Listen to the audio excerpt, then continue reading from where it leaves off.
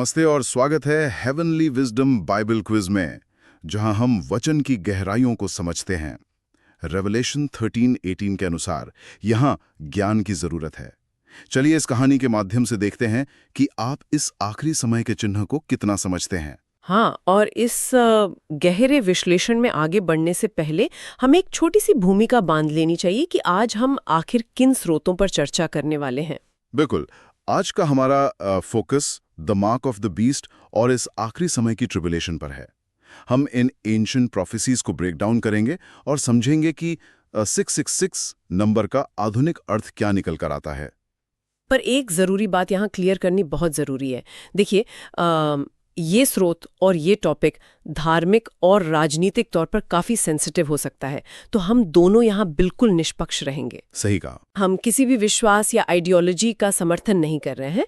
हमारा मकसद सिर्फ इन स्रोतों में लिखी जानकारी और उनके इंटरप्रिटेशंस को एक तथ्य आधारित तरीके से प्रेजेंट करना है। सुनने वालों के लिए ये क्लियर होना चाहिए कि ये एक ऑब्जेक्टिव डीप डाइव है। एब्सोल्युटली। तो चलिए इसे थोड़ा खोलते हैं। हाँ, शुरू करते हैं। एंटी क्राइस्ट या फॉल्स प्रॉफिट का ये जो the mark of the beast है, आखिर ये है क्या? स्रोत के अनुसार ये एक निशान, एक सिंबल या एंटी क्राइस्ट के नाम का नंबर है जो डायरेक्टली लोगों के दाहिने हाथ यानी राइट हैंड या माथे पर लगाया जाएगा। राइट। और इस निशान का जो मुख्य मकसद है वो रिलीजियस से ज्यादा आर्थिक नियंत्रण है। I mean pure economic control. वही सबसे इंट्रीगिंग पार्ट है। हाँ, क्योंकि स्रोत साफ कहता है कि बिना इस निशान के कोई खरीद फरोख्त नहीं कर सकेगा। बाय और सेल टोटली बंद। इसे अगर हम डेली लाइफ में देखें तो इसका मतलब है खाना, पेट्रोल, कपड़े, ये सब खरीदना नामुमकिन हो जाएगा। मतलब बेसिक सर्वाइवल इम्पॉसिबल। एग्जैक्टली।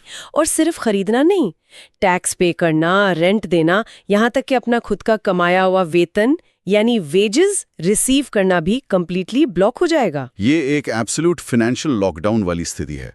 और यहाँ एक नंबर का जिक्र आता है जिसने सदियों से लोगों का ध्यान खींचा है। रेवलेशन 13:18 के हवाले से बताया गया है कि इसमें बहुत ज्ञान और समझ की जरूरत है। हाँ, वही 666 वाला नंबर। सही। स्रोत बताता है कि नंबर 6 दरअसल मनुष्य या मैन का नंबर है और 7 ईश्वर या गॉड को दर्शाता है, परफेक्शन के तौर पर। तो एंटी क्राइस्ट के नाम का नंबर 666 है जो एक एक्सट्रीम ह्यूमन रिबेलियन को सिग्निफाई करता है। ये सेल्फ वर्शिप का एक अल्टीमेट स्ट्रक्चर है। और यहाँ ये बात और भी दिलचस्प हो जाती है। कैसे? जब हम इस एंशिएंट प्रोफेसी को आज की मॉडर्न टेक्नोलॉजी के साथ जोड़कर देखते हैं। देखिए, जब ये लिखा गया था तब डिजिटल टेक नहीं थी, पर स्रोत एक हैरानगेज तथ्य निकालकर सामने लाता है। यूनिवर्सल प्रोडक्ट कोड के बारे में। वो बारकोड्स। हाँ, जो आज हर चीज पर होते हैं। बिल्कुल। बारकोड्स में लेफ्ट, राइट और सेंटर में गार्ड बार्स होते हैं और इंटरप्रिटेशन के हिसाब से ये सेंटर और एंड बार्स एक्चुअली नंबर 6 को दर्शाते हैं, जिसे इनडायरेक्टली 666 की एक सीक्वेंस बनती है। ये वाकई में एक बहुत ही सरप्राइजिंग क्लेम है जो स्रोत में दिया गया है। और अगर हम ग्लोबल सिस्टम्स की तरफ बढ़ते हुए कदम देखें तो ये और भी सेंस बनाता है। जैसे कि कैशलेस सिस्टम्स। हाँ, स्रोत उन आधुनिक प्रणालियों की बात करता है जिन्हें इस भविष्यवाणी के प्रीकर्सर के रूप में देखा गया है, जैसे इलेक्ट्रॉनिक फंड्स ट्रांसफर या EFT। कैश का यूज वैसे भी कम हो रहा है। सही कहा।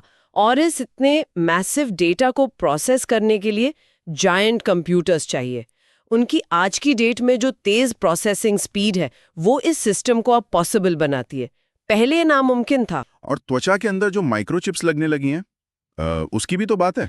बिल्कुल। स्किन के अंदर या ऊपर लगने वाली माइक्रोचिप्स अब रियलिटी बन चुकी हैं।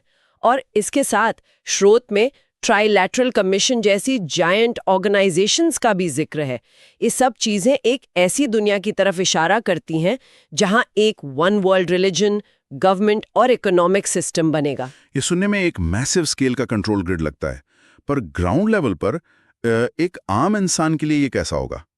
स्रोत में एक बड़ा ही दिल दहलाने वाला उदाहरण पेश किया गया है। सर्वाइवल से जुड़ा हुआ, राइट? हाँ। एक भावनात्मक दृश्य की कल्पना कीजिए जहां रिसोर्सेज टोटली फ्रीज है।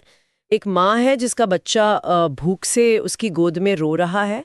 खाना अवेलेबल है पर उसके पास खाना खरीदने के लिए वो मार्क खरीदने का एक्सट्रीम दबाव है। ये बहुत हॉरिफाइंग सिनेरियो है। क्या वो अपने बच्चे को भूखा मरते देखेगी या हार मानकर वो निशान ले लेगी?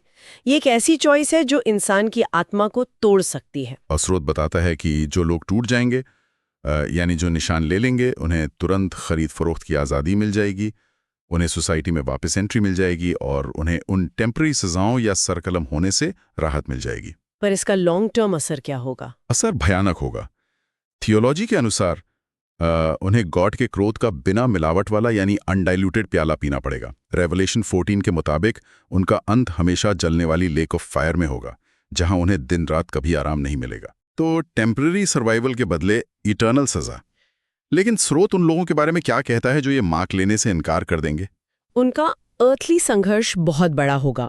स्रोत के मुताबिक जो लोग इनकार करेंगे, उन्हें जहां एक तरफ अजाब, अत्याचार और फिजिकल मौत झेलनी पड़ेगी, एग्जीक्यूशन फेस करना पड़ेगा, वहीं दूसरी तरफ उन्हें हमेशा की जिंदगी या इटर्नल लाइफ मिलेगी। यानी उनकी वर्ल्डली हार उनकी स्पिरिचुअल जीत होगी। सही कहा। उन्हें 1000 साल तक जीसस के साथ राज्य करने का अवसर मिलेगा, जिसे मिलेनियम कहा जाता है। ये सब सुनकर मेरे दिमाग में एक नेचुरल सवाल आता है, क्या लोगों को इस भयानक खतरे के बारे में पहले से आगाह किया जाएगा या वो बस ट्रैप हो जाएंगे? नहीं, स्रोत बहुत एक्सप्लिसिटली समझाता है कि चेतावनी के कई एक्सट्रीम तरीके डिप्लॉय किए जाएंगे। वार्निंग्स को मिस करना टोटली इम्पॉसिबल होगा। किस तरह की चेतावनी?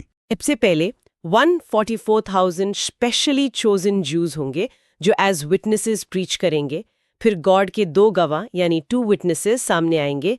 उनके पास इतनी पावर होगी कि वो 1260 दिन तक पूरी दुनिया की बारिश रोक सकते हैं। वाओ! और उसके बाद 3 फरिश्ते या एंजल्स होंगे जो आसमान से जोर जोर से पूरी ह्यूमैनिटी को चेतावनी देंगे। ये बारिश रोकने वाली बात मुझे एक्सोडस की याद दिलाती है, जब मिस्र के जादूगरों और एरन के बीच टक्कर हुई थी। हाँ, वो एक परफेक्ट पैरेलल है। जैसे जब एरन की छड़ी ने फेरो के जादूगरों की छड़ियों को निगल लिया था, उसी तरह ट्रिब्यूलेशन के दौरान फॉल्स प्रॉफिट भी मैसिव चमत्कार करेगा, आसमान से आग बुलाना और ऐसी चीजें जिससे लोग धोखा खाएंगे। पर इवेंचुअली गॉड के विटनेसेस ही सबसे शक्तिशाली साबित होंगे। लेकिन सबसे ट्रेजेडी वाली बात यह है कि इन क्लियर चेतावनियों के बावजूद बहुत से लोग इन्हें अनदेखा करेंगे, जो कि उस वक्त अनपार्डनेबल सिन माना जाएगा। लोग धोखे में आ जाएंगे या शायद भूख से मजबूर हो जाएंगे। और इस कंपल्शन का एक बहुत ही रोंगटे खड़े कर देने वाला हिस्सा स्रोत में दिया गया है विश्वासघात के बारे में। Betrayal of families. हाँ, डर और भूख के कारण इंसानी रिश्ते बिल्कुल टूट जाएंगे। लोग अपनों को ही मौत के घाट उतरवा देंगे। बच्चे अपने माता पिता को धोखा देंगे और भाई अपने ही भाई को अथॉरिटीज के हवाले कर देगा, क्योंकि ट्रस्ट कंप्लीटली खत्म हो जाएगा। सर्वाइवल इंस्टिंक्ट सबसे ऊपर होगी और एग्जीक्यूशंस की जो डिटेल दी गई हैं वो इस साइकोलॉजिकल टेरर को और एम्पलीफाई करती है। गिलोटीन वाली डिटेल? हाँ, जब लोगों को सर कलम करने के लिए लाया जाएगा तो उन्हें गिलोटीन के नीचे आखिरी वक्त पर ऊपर देखते हुए यानी फेस अप पोजीशन में स्ट्रैप किया जाएगा, ताकि वो ब्लेड को अपनी तरफ आते हुए देख सकें। एग्जैक्टली। ये इसलिए किया जाएगा ताकि आखिरी सेकंड तक उन पर इमेंस साइकोलॉजिकल प्रेशर हो। शैतान और एंटी क्राइस्ट द्वारा उन्हें मजबूर किया जाएगा कि वो डर कर अपने विश्वास को त्याग दें और मार्क एक्सेप्ट कर लें। ये आत्मा को तोड़ने का एक तरीका होगा। ये सच में स्पाइन चिलिंग है। तो इन सारी बातों को सुनकर एक ही सवाल बनता है, तो इस सब का क्या मतलब है? आपका क्या टेक है इस पर? अगर हम इसका सार निकालें तो ये स्रोत दरअसल इंसान की आस्था और उसके जीवित रहने के सबसे बड़े इम्तिहान की कहानी बयान करता है। The ultimate test of faith versus survival, जहां एक छोटा सा अकेला निशान पूरी दुनिया को चला सकता है और आम इंसान की लाइफ डिक्टेट कर सकता है। बिल्कुल। और सुनने वालों के लिए ये बात बहुत रेलेवेंस रखती है, चाहे किसी का विश्वास इन ग्रंथों को शाब्दिक या लिटरल मानने में हो या फिर केवल प्रतीकात्मक या सिंबॉलिक मानने में। ये जो दर यहाँ दर्शाया गया है वो आज की दुनिया में भी उतना ही सच है। आज की सर्वेलेंस स्टेट, हाँ, एक कैशलेस सोसाइटी, कांस्टेंट सर्वेलेंस और एक ग्लोबल आर्थिक व्यवस्था का जो डर है वो आज किसी भी आम इंसान की चिंताओं से सीधा जुड़ता है। ये ज्ञान इसलिए जरूरी है क्योंकि ये हमारी आजादी के भविष्य पर सवाल उठाता है। सच में। और अंत में एक ऐसी सोचने योग्य बात यहाँ सामने आती है जो भले ही स्रोत में एक्सप्लिसिटली लिखी ना हो पर उससे पूरी तरह प्रेरित है। वो क्या? अगर प्राचीन काल के ग्रंथ एक ऐसे भविष्य की कल्पना कर सकते हैं जहां एक छोटा सा निशान पूरे व्यापार और इंसानी आजादी को नियंत्रित कर सकता है, तो क्या ये हमारी अपनी उस आदत की तरफ इशारा नहीं करता जहां हम रोजाना थोड़ी सी सुविधा या कन्वीनियंस के लिए अपनी आज़ादी और प्राइवेसी खोने को तैयार बैठे हैं? ये बहुत वैलिड पॉइंट है। हम एल्गोरिदम्स और टर्म्स ऑफ सर्विस पर बिना सोचे एग्री कर देते हैं। वही तो क्या असली बीस्ट हमारा वो व्यवहार तो नहीं जिसमें हम खुद ही विलिंगली एक सेंट्रलाइज पावर की तरफ खिंचे चले जा रहे हैं? ये एक ऐसी चीज है जिस पर हम सबको ध्यान देना चाहिए। एक डीपली अनसेटलिंग पर बहुत जरूरी थॉट है ये।